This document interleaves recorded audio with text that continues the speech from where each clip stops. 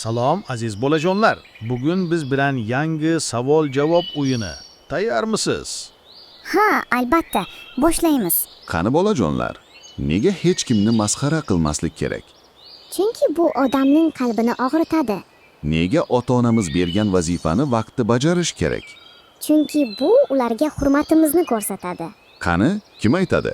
Nega kattalarga joy berish yaxshi ish? Chunki bu odob va mehr belgisidir. Nega ortiqcha ovqatni isrof qilmaslik kerak? Chunki isrof yomon odat. Qani bolajonlar, nega uyda ham, maktabda ham rost gapirish muhim? Chunki rost gapirgan odamga ishonishadi.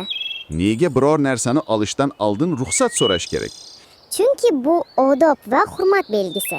Qani, kim aytadi? Nega o'zbekona salomlashish chiroyli? Chunki salomlashish mehr va samimiyat keltiradi. Nega yomon so'z ishlatmaslik kerak? Chunki yaxshi so'z yurakni quvontiradi. Qani bolajonlar, nega o'qituvchining gapiga quloq solish kerak? Chunki u bizga bilim beradi.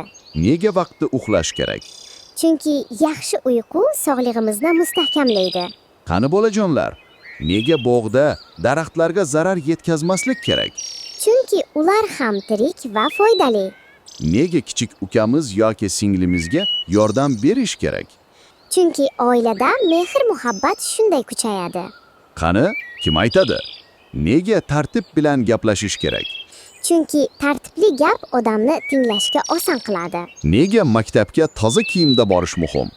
Chunki bu tartib va ozodalikka o'rgatadi. Qani bolajonlar, nega do'stimizni himoya qilish kerak? Chunki do'stlik sadoqat talab qiladi. Nega o'z narsamizni boshqalar bilan bo'lishish yaxshi? Chunki bu mehr va saxovatdir. Qani, kim aytadi?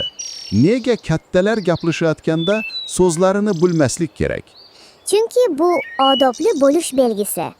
Nega to'g'ri ovqatlanish kerak? Chunki sog'lom bo'lishimiz uchun. Qani bolajonlar, nega yangi joylarga borganda hurmat bilan yurish kerak? Chunki bu o'sha joyning odobini saqlashdir. Nega yaxshi do'st tanlash muhim? Chunki do'stimiz bizni ham yaxshilikka yetaklashi kerak. Juda ajoyib. Bugun yana ko'p foydali narsalarni o'rgandik.